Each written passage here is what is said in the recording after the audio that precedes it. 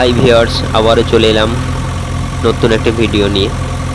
এটা ছোট্ট একটি জিসিবি মেশিন। এটা ডিসিবি থেকে নামানো হচ্ছে, ছোট্ট একটা গাড়ি থেকে নামানো হচ্ছে। দেখেন কিভাবে ল্যান্ড করলো, কিভাবে নামাচ্ছে। আমরাও